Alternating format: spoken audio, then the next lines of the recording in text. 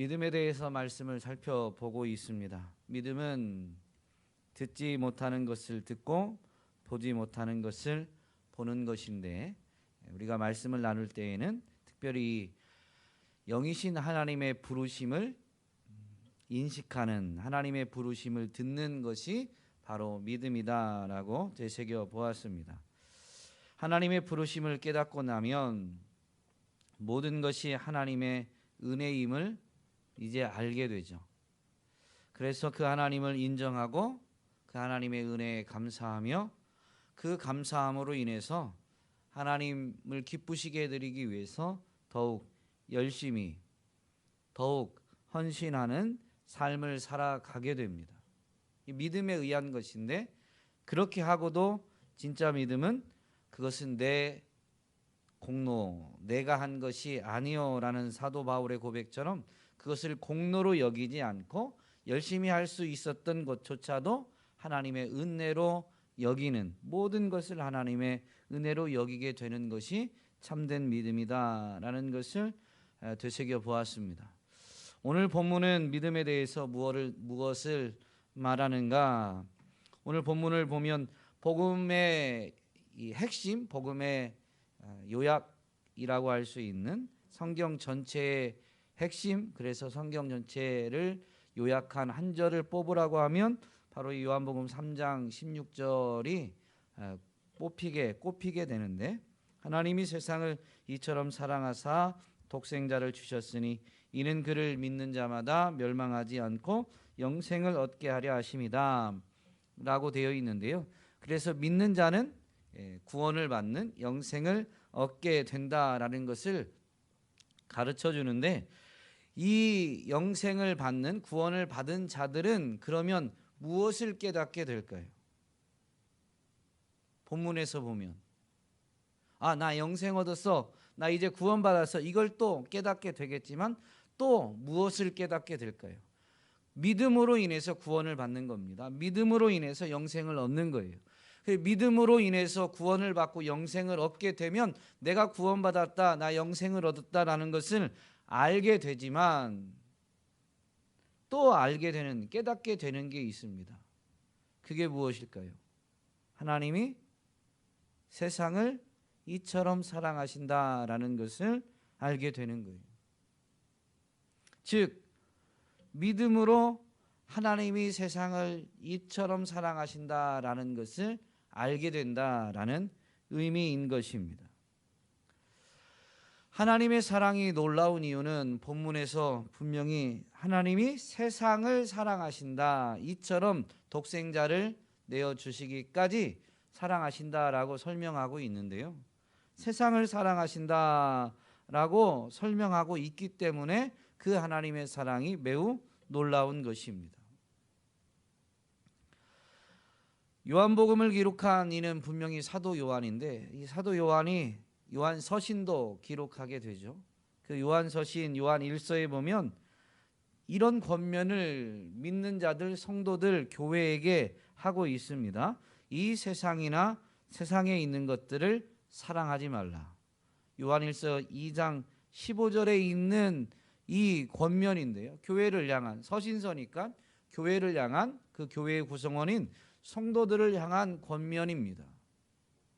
이 세상이나 세상에 있는 것들을 사랑하지 말라라는 것입니다. 아니, 하나님은 세상을 이처럼 사랑했는데 그 하나님의 사랑을 받은, 그리고 하나님의 사랑을 깨달은 그 성도들에게는 이 세상에 있는 것들을 사랑하지 말라라고 지금 말하고 있거든요. 뭔가 좀 앞뒤가 안 맞는 것처럼 보이지만 이어지는 이 사도 바울의 권면을 보면 누구든지 세상을 사랑하면 아버지의 사랑이 그 안에 있지 아니하니 이는 세상에 있는 모든 것이 육신의 정욕과 안목의 정욕과 이생의 자랑이니 다 아버지께로부터 온 것이 아니요 세상으로부터 온 것이라 라고 권면하고 있습니다. 하나님을 사랑하는 사랑에 가득, 사랑으로 충만해서 이제 세상을 사랑하는 거 말고 하나님의 사랑과 이 세상을 사랑하는 것, 하나님을 사랑하는 것과 이 세상을 사랑하는 것이 충돌할 때에 사람이 선택해야 되는 것은 하나님을 사랑하는 것이 되어야 되지, 이 세상을 사랑하는 것이 되면 안 된다라는 것입니다. 왜냐하면 이 세상을 사랑하면 아버지의 사랑이 그 안에 있지 않기 때문에 지금 이런 권면을 하고 있는 것입니다. 인간이 자기 욕심에 의해서 선택을 해가지고 하나님의 사랑을 거절하고 세상을 사랑하게 되면 하나님의 사랑을 결코 그 마음 가운데 담을 수가 없는 것이죠. 받을 수가 없는 것이죠.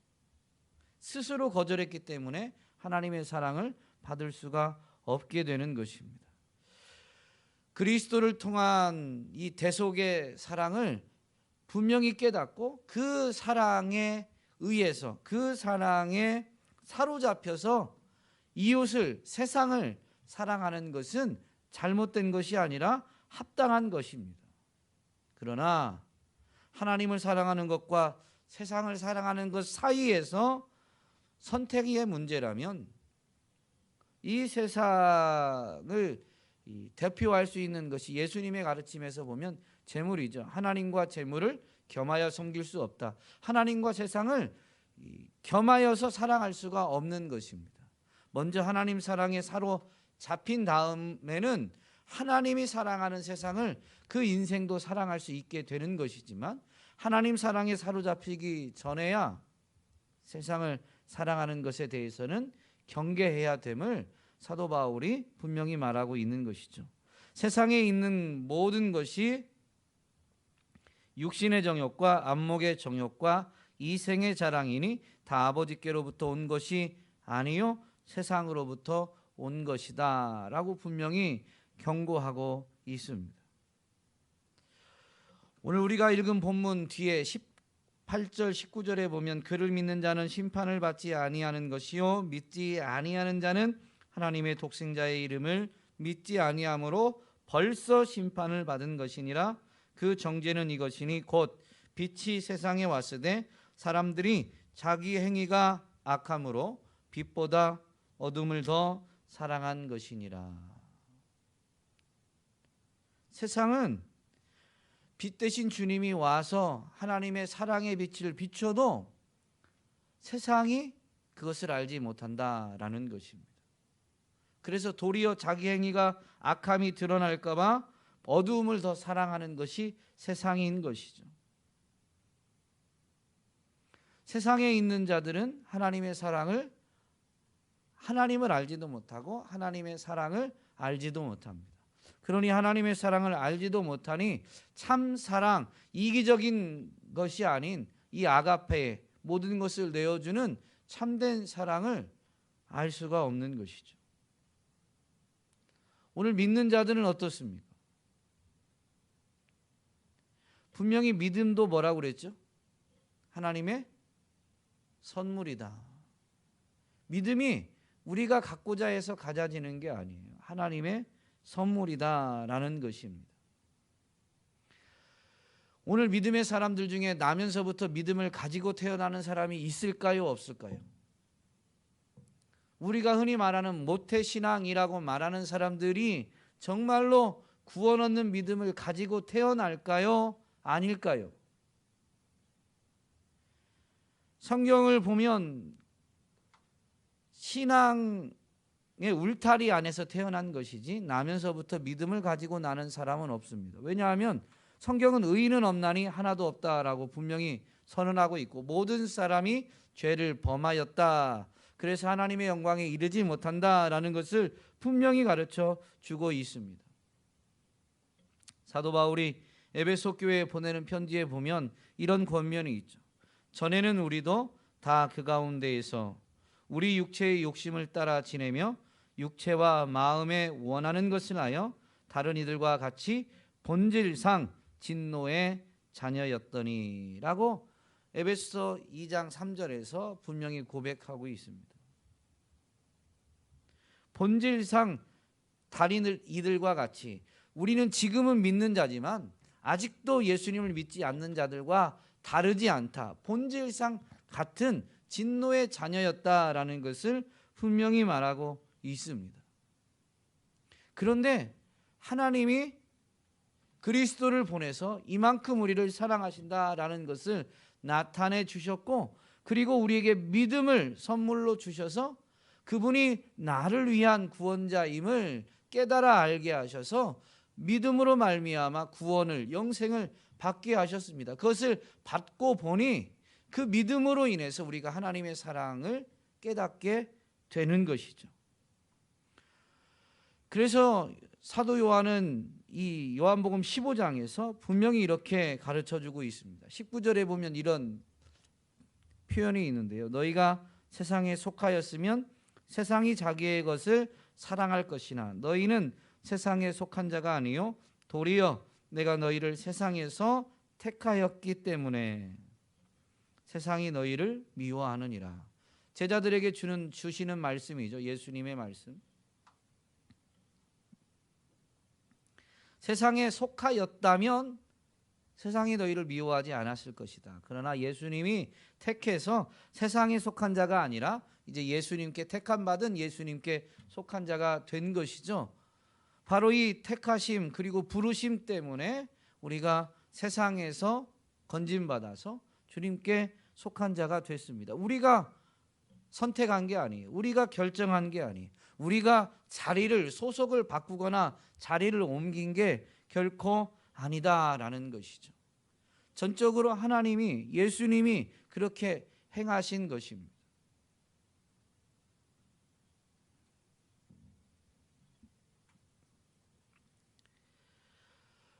그러면 하나님이 왜 우리를 이렇게 사랑하시는가?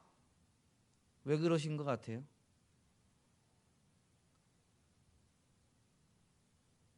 믿음을 선물로 주실 때 우리가 받아들인 것 자체도 공로가 되지 않습니다. 왜 주셨을까? 왜 믿음이란 선물을 우리에게 주셨을까? 믿음으로 구원을 받으면 뭐를 깨닫는다고요?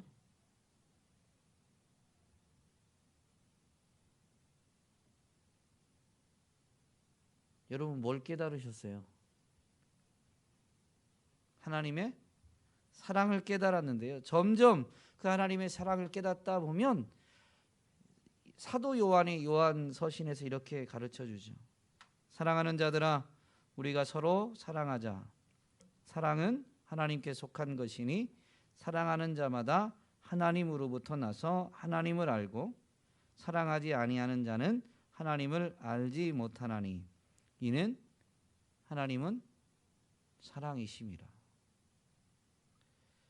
하나님의 사랑이 우리에게 이렇게 나타난 바 되었으니 하나님이 자기의 독생자를 세상에 보내심은 그로 말미암아 우리를 살리려 하심이라.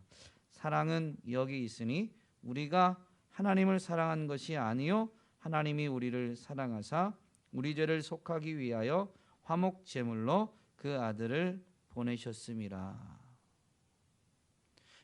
이유를 설명할 수가 없어요. 믿음을 선물로 주셨는데 그것을 우리가 받고 나서 보니 하나님이 사랑이시기 때문에 그렇게 사랑하셔서 사랑의 이유도 없어요. 그냥 그분 자체가 사랑이시기 때문에 그분이 그렇게 행하신 것이지 어떤 사랑에 대해서 이유를 찾아볼 수가 없는 것이죠.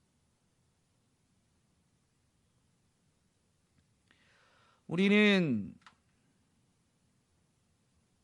하나님을 알지도 못할 때 사랑이신 하나님이 독생자를 보내셔서 사랑을 나타내셨고, 사실 독생자를 보내셨을 때도 그 시대를 보면 알지만 사람들이 알아서가 아니에요. 하나님이 정말로 그 일방적인 사랑에 의해서 믿음조차도 선물로 주셨기 때문에 그 믿음이 하나님의 사랑을 받아들이게, 바로 이 독생자를, 예수 그리스도를 받아들이게, 영접하게, 믿게 해 주신 것이죠.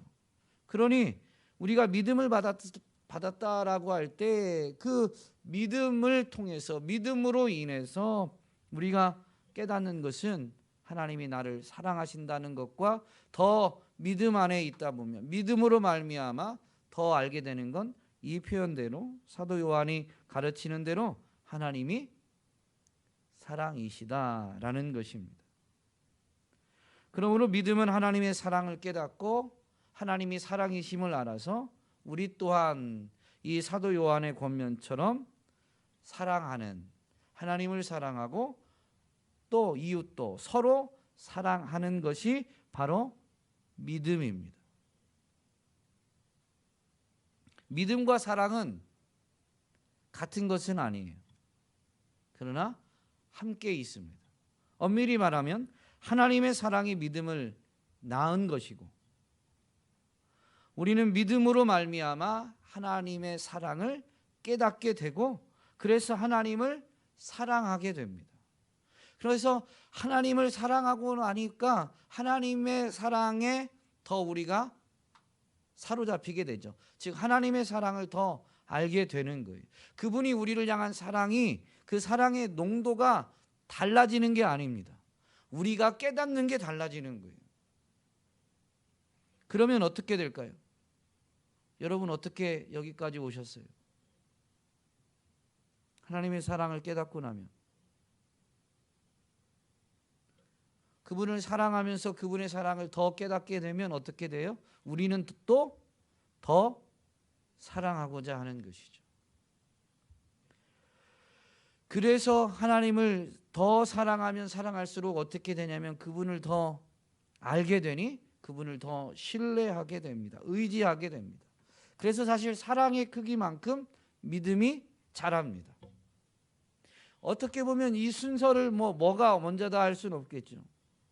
그러나 시작점은 우리의 사랑은 아니지만 하나님이 사랑하셨기 때문에, 아니 하나님이 사랑이시기 때문에 우리에게 사랑을 베푸시면서 그 사랑을 깨달아 알도록 믿음을 주셨습니다. 그래서 믿음이 자라면 사랑이 깊어지고 사랑이 깊어지면 또 믿음이 자라게 되어 있죠. 그래서 사도 바울이 사랑장이라고 하는 고린도전서 13장에서 뭐라고 해요? 마지막 부분에서 믿음, 소망, 사랑은 항상 있을 것인데 그 중에 제일은 사랑이라. 그래서 엄밀히 말하면 무한한 하나님의 사랑이 우리의 사랑을 키우고 우리의 믿음을 키우는 것입니다. 그래서 우리가 믿음이 자라고 사랑이 자라면 사랑이신 하나님을 더욱 알게 되는 것이죠. 믿은 후에는 우리가 이제 죄사함 받고 의롭다함을 받아서 믿고 난 후에 예수님을 믿고 난 후에는 우리가 그분의 사랑을 받을 만한 가치가 생기는 게 아닙니다. 믿음이 있든 없든 우리는 사실 세상에 속한 자와 다르지 않아요. 믿고 나도 여전히 죄성을 가지고 있으니까. 그러나 그 무한한 하나님의 사랑이 우리의 사랑을 키우고 믿음을 키워가게 되는 것이죠. 그래서 하나님 믿음이 생기고 하나님의 사랑을 알게 되면 다른 것을 추구하지 않게 됩니다. 오직 하나님을 추구하게 되죠. 그것은 사실 포기하지 않는 하나님의 사랑이 만들어낸 결과물이다라고 할 수가 있습니다. 성경의 이야기는 사실 다 이 하나님의 사랑 이야기죠. 우리가 믿음하면 믿음의 조상인 아브라함의 이야기를 살펴보지 않을 때가 없습니다. 믿음에 대해서 이야기할 때. 그런데 아브라함이 처음부터 믿음의 조상이 된 게 아님을 우리는 분명히 살펴보았습니다. 아브라함은 우상 숭배하는 사람에 불과했어요. 그런데 하나님이 일방적으로 택하셨어요. 왜 아브라함을 택하셨느냐? 이유를 알 수가 없죠. 오늘 본문대로 하면 하나님이 사랑이시기 때문입니다. 그래서 하나님이 선물로 주신 믿음을 가지고 하나님의 부르심에 반응하면서 나아가지만 그 믿음이 온전한 믿음이냐? 아니에요. 끊임없이 곁길로 가고 끊임없이 주저앉는 이가 아브라함이었는데 믿음이 약해질 때마다 약속의 말씀을 다시 주시고 찾아와 주시고 지키시면서 하나님이 그의 믿음을 견고하게 만들어 가시는 것이죠. 왜 그렇게 하신다고요? 하나님이 사랑이시니까.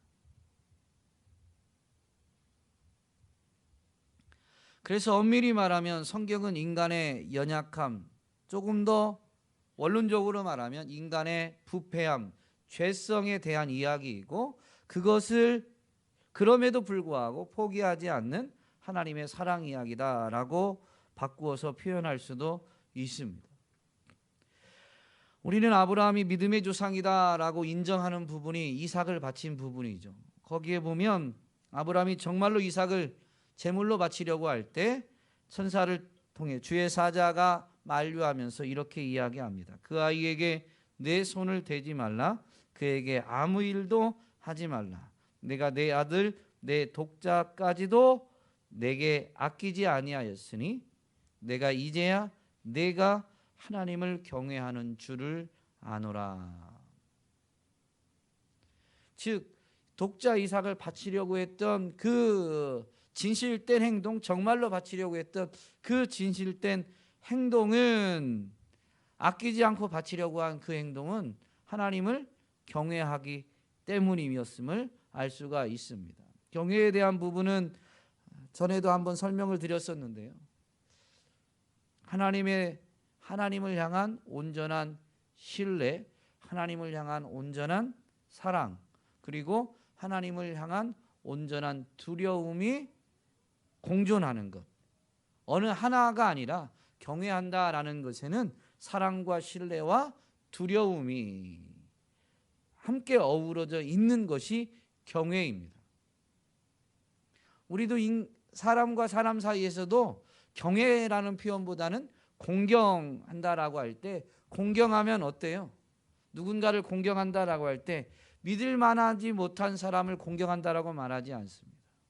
그리고 공경하는 사람은 내가 사랑하게 되어 있죠. 그러면서도 어려워합니다. 사람과 사람 관계이기 때문에, 평등한 사람과 사람 관계이기 때문에 대할 때 그 사람 앞에서 이렇게 조금 조신하고 예의를 차리고 하는 이런 것들이 우리가 그분을 이렇게 무서워하는 건 아닌데 어려워한다라는 표현을 쓰죠. 그런 것과 같은 겁니다. 그것이 하나님께는 우리가 동등한 관계가 아니기 때문에 우리가 하나님을 두려워한다라는 표현을 쓰게 되는 것이지, 이 세 가지 감정, 신뢰와 사랑과 두려워함이 어우러져 있는 게 경외인데요. 아끼지 아니하였다라는 이 표현을 보면 이것이 바로 사랑에 의한 것임을 깨닫게 해주는 표현입니다. 아브라함이 이 행위로 인해서 믿음의 조상으로 인정되어졌는데, 그만큼 아브라함은 하나님을 신뢰하기도 했지만 하나님을 사랑하기도 한 거예요.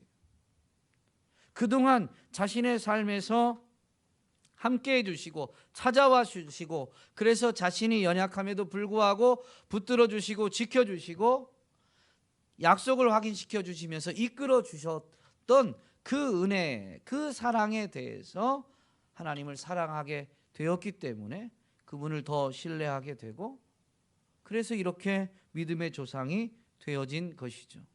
그래서 아브라함의 이야기는 아브라함을 포기하지 않으신 하나님의 사랑 이야기라고 분명히 말할 수 있습니다. 그 사랑에 감동되어져서, 그 사랑에 붙들림 바 되어서 독자 이삭도 아끼지 않고 사랑하는 하나님께 내어드릴 수가 있었다라고 분명히 단적으로 말한다면 표현할 수가 있는 것이죠.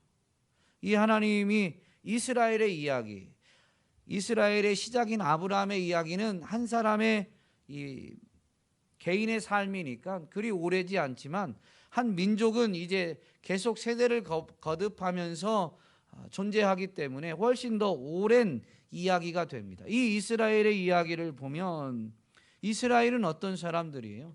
하나님이 일방적으로 택하시고 건지셔서 하나님이 사랑을 나타내 주신 그런 민족입니다.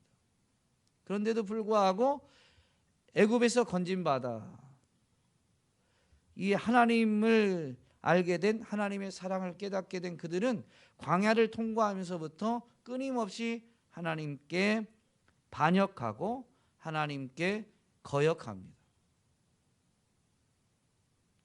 그 역사, 그런데도 그 반역, 그 거역하는 이스라엘을 하나님이 징계하시긴 하시지만 그들이 돌이키면 변함없이 사랑해 주시는, 받아주시고 감싸주시고 건져주시는 이야기가 이스라엘의 이야기예요. 그런데 그들의 패역함이 너무 극에 달아서 하나님이 그들을 징계하시지 않으면 안 되었죠. 왜냐하면 징계를 하면서 선지자를 보내도 이제는 돌이키지 않으니까 나라가 멸망하는 이런 징계가 내려지게 됩니다. 멸망한 이후에도 선지자들이 활동하게 되는데 다니엘의 기도를 보면, 다니엘서 9장에 보면 그 조상들의 범죄에 대해서 다니엘이 분명히 인정하면서 회개하는 기도를 올려드리는데요. 다니엘서 9장에 보면 이렇게 그가 기도합니다. 우리는 이미 범죄하여 패역하며 행악하며 반역하여 주의 법도와 규례를 떠나싸우며 우리가 또 주의 종 선지자들이 주의 이름으로 우리의 왕들과 우리의 고관과 조상들과 온 국민에게 말씀한 것을 듣지 아니하였나이다. 이렇게 계속 하나님이 돌이키도록 말씀해 주심에도 불구하고 거역했다라는 것을 회개하는데요. 후반부에, 이제 기도 후반부에 가면 그 하나님 앞에 이렇게 기도합니다. 나의 하나님이여, 귀를 기울여 들으시며 눈을 떠서 우리의 황폐한 상황과 주의 이름으로 일컫는 성을 보옵소서. 우리가 주 앞에 간구하옵는 것은 우리의 공의를 의지하여 하는 것이 아니요 주의 큰 긍휼을 의지하여 함이니이다. 주여 들으소서. 주여 용서하소서. 주여 귀를 기울이시고 행하소서. 지체하지 마옵소서. 나의 하나님이여, 주 자신을 위하여 하시옵소서. 이는 주의 성과 주의 백성이 주의 이름으로 일컫는 바 됨이니이다. 지금 이 포로로, 그래서 하나님의 도성 예루살렘 성이 황폐해지고 하나님의 백성들이 살던 그 약속의 땅이 황폐하게 된 것을 하나님 돌아보소서라고 하는데, 그렇게 간구하는 것은, 범죄하고 그것을 회개하는 기도를 오래 하고 나서 끝부분에 이렇게 간구하는 그 간구는 이제 회개했으니까, 하나님 우리가 회개했으니까 들어주세요라는 의미가 아닙니다. 회개했기 때문에 들어주시는 게 아니에요. 다니엘은 분명히 기도하기를 공의를 의지하여, 이제 회개한 것에 대한 합당한 무언가를 요구하는 공의에 의한 게 아닙니다.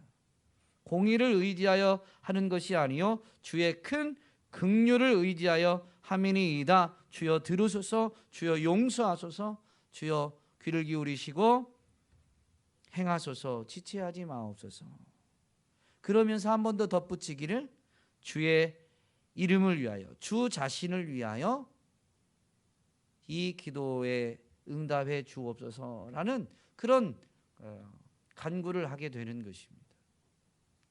그러므로 이 기도가 응답되어지고 상달되어지고 응답되어지는 것은 다니엘이 정말로 하루 3번 자기의 목숨을 걸고 기도했기 때문이 아니라요, 하나님의 긍휼, 하나님의 자비, 하나님의 사랑 때문에 응답이 있는 거예요. 그리고 그 형편을 돌아보셔서 그들을 건지시는 그 하나님의 그 구원의 역사가 이제 바로 약속하신 구원자 예수 그리스도를 통해서 온전히 성취되게 되는 것이죠. 그래서 오늘 본문에서 하나님이 세상을 이처럼 사랑하사라고 할 때 이 이처럼은요, 이 구약 성경을 배제하면 너무 뭐라고 해야 될까요? 하나님의 사랑을 되새기는데, 이해하는 데 있어서 매우 제한적인, 아주 부분적인 부분적인 것만 됩니다. 하나님이 이처럼 할 때, 이처럼 세상을 사랑하신 건 독생자를 주신 것인데요, 독생자를 주시기까지 하나님이 어떻게 행하셨는가라는 것을 분명히 기억해야 돼요. 인생의 부패함, 인생의 거역함, 반역함에도 불구하고 하나님이 끝까지 그 인생을 포기하지 않으시고 추적하신 거예요. 하나님을 거절하고 죄 가운데 머물면 하나님이 어떻게 하십니까? 단편적으로 보면 하나님이 화를 내시는 것처럼 보일지 모릅니다. 징계를 내리시니까. 그러면 그냥 멸해버리죠. 징계에서 돌이키게 만드시고, 돌이키기만 하면 감싸 안아주시고, 돌이키기만 하면 받아주시는 거죠. 그래서요, 사실 구약 성경의 전문가인 바리새인 중에 바리새인이었던 사도 바울이 다메섹 도상에서 예수님을 만나게 되고, 그래서 구약을 성취한 분이 예수 그리스도다라는 것을 깨닫고, 예수님이 정말로 메시아 그리스도다라는 것을 깨닫고 나서 바울이 완전히 회심하게 되죠. 그 회심한 바울이 증거하는 게 뭡니까? 로마서 8장 35절에 보면 이렇게 되어 있습니다. 누가 우리를 그리스도의 사랑에서 끊으리요? 환난이나 곤고나 박해나 기근이나 적신이나 위험이나 칼이랴. 그러면서 8장 끝부분에서 이제 38절 39절에서 그는 이렇게 자신의 믿음을 아주 선포합니다. 내가 확신하노니 사망이나 생명이나 천사들이나 권세자들이나 현재일이나 장래일이나 능력이나 높음이나 깊음이나 다른 어떤 피조물이라도 우리를 우리 주 그리스도 예수 안에 있는 하나님의 사랑에서 끊을 수 없으리라. 2000년의 독생자를 이 땅에 보낸 그 사건이 그냥 그게 아니에요. 이 역사 전체, 피조 세계가 존재하게 된 이 역사 전체를 돌이켜봐서 하나님이 끊임없이 추적하셔서 결국엔 독생자를 통해서 구원의 역사를 성취해 주신 것이죠. 그래서 그리스도 안에 거하면 끊을 수 없는, 누구도 끊을 수 없는 그 사랑에 붙잡힌 바가 된다라는 것을 확신하며 선포하고 있는 것입니다. 이런 확신을 가진 사도 바울이 에베소 교회를 위해서 이렇게 기도합니다. 3장 14절로 19절인데요. 바울의 기도인데, 이러므로 내가 하늘과 땅에 있는 각 족속에게 이름을 주신 아버지 앞에 무릎을 꿇고 비노니 그의 영광의 풍성함을 따라 그의 성령으로 말미암아 너희 속사람을 능력으로 강건하게 하시오며 믿음으로 말미암아 그리스도께서 너희 마음에 계시게 하시옵고 너희가 사랑 가운데서 뿌리가 박히고 터가 굳어져서 능히 모든 성도와 함께 지식에 넘치는 그리스도의 사랑을 알고 그 너비와 길이와 높이와 깊이가 어떠함을 깨달아 하나님의 모든 충만하신 것으로 너희에게 충만하게 하시기를 구하노라. 이게 사도 바울의 교회를 향한, 교회 성도들을 향한 기도인데요. 믿음으로 말미암아 그리스도께서 너희 마음에 계시게 하시옵고, 그리스도 안에 있다라는 것은 그리스도 안에 뭐가 있어요? 아까 로마서 8장 말씀해 보면 그리스도 예수 안에 있는 하나님의 사랑에서 끊을 수 없다라고 했잖아요. 이 그리스도 안에 있다라는 것은 끊을 수 없는 하나님의 사랑 안에 있다라는 의미와 같은 것입니다. 그래서 그 끊을 수 없는 하나님의 사랑이 어느 정도인지 그것을 알기를 원한다라고 기도하는 거예요. 그걸 어떻게 알아요? 우리는 우리의 감정으로 아는 게 아니에요. 우리의 지식으로 아는 게 아니에요. 믿음으로 아는 거예요. 우리의 믿음이 자라간다라는 것은 그 그리스도를 통해서 나타내 주신 하나님의 사랑의 넓이와 길이와 높이와 깊이가 어떠한가라는 것을 깨달아 아는 것입니다. 오늘을 사는 삶의 순간에 그리스도를 통해서 하나님이 우리에게 베푸시는 사랑이 있지만 그리스도를 통해서 나타내시는 하나님의 사랑은 영원하고 연결되어집니다. 그리스도를 통해서 약속하신, 이것 때문에 복음을 설교할 때, 복음에 대해서 설교할 때요, 바로 하나님의 나라가 이미 임했고 완성되어진 하나님의 나라가 있으며 그 나라를 준비하되 완성되어진 하나님의 나라를 온전히 바라봐야 된다라는 것을 몇 주일에 거쳐서 주일 강단에서 증거한 것입니다. 그분이 다시 오실 때 우리에게 그분이 가져다 주실 그것까지도 하나님의 사랑이죠. 우리는 자꾸 오늘 내 손에 쥐어지는 것에만 시선이 머무르고 우리의 생각이 머무를 때가 너무 많아요. 그리스도를 통해서 주신 약속들은 간과한 채 그분의 사랑의 넓이와 길이와 높이가 깊이를 깨닫고자 하긴 할 텐데 그것이 오늘 나한테 뭐 해주느냐, 오늘 내 기도 들어줬느냐, 여기에 그냥 제한돼 가지고, 여러분 하나님이 아무리 잘해 주셔도요 여기에만 제한돼서는요 세상에서 느낄 수 있는 사랑과 크게 다르지 않을 겁니다. 왜냐하면 그것은 세상에서 얻을 수 있는 거니까, 세상이 줄 수도 있는 거니까. 영혼과 연결되지 않는 것은 그냥 이 땅에서 것은요, 이 땅에서 하나님이 주시는 것은 세상도 마귀도 줄 수 있는 거예요. 예수님을 사탄이 시험할 때 어떻게 합니까? 높은 데 데리고 올라가서 내게 경배하면 이 모든 것을 너에게 주리라 라고 사단이 미혹하지 않습니까? 이 땅에서 얻는 것으로 하나님의 사랑을 확인하려고 한다면 우리는요 하나님의 사랑의 그 넓이와 깊이와 높이와 깊이가 어떠한가를 결코 깨달을 수가 없어요. 그리스도 안에서 우리는 하나님의 사랑의 넓이와 깊이와 높이와 깊이가 어떠한가라는 것을 분명히 알게 되는데요, 그 예수 그리스도는 어제나 오늘이나 영원토록 동일하신 분이십니다. 저와 여러분이 믿음으로 말미암아 감정이나 지식이 아니라 믿음으로 말미암아 이 하나님의 사랑을 깨닫게 되어지는 주인공이 될 수 있기를 주님의 이름으로 축복합니다. 말씀을 마무리하는데요, 예수 그리스도를 믿지 않는 세상은 하나님을 알지 못합니다. 믿음이 없는 자들은 하나님을 알지 못합니다. 하나님의 사랑도 알지 못합니다. 그러면서 하나님을 비난하고 불평합니다. 그들의 비난, 그들의 불평이 매우 합당하게 보이지만요, 교만한 평론가가 걸작을 아주 이렇게 평가절하하게 되면 그 걸작품이 졸작이 되나요? 무슨 말인지 좀 이해가 어려우세요?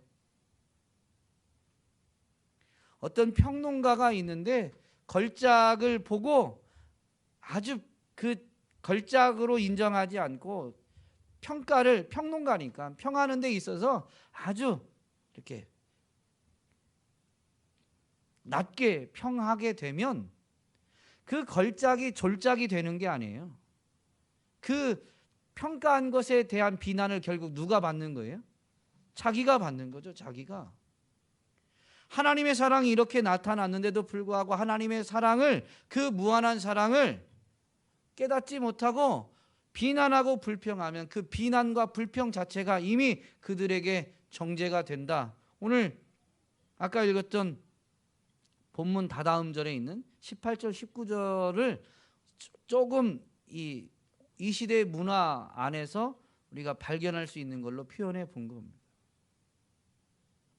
참된 믿음은 하나님의 사랑을 깨닫고 그래서 그 사랑에 붙잡힌 바 되어서 하나님을 사랑하는 것입니다.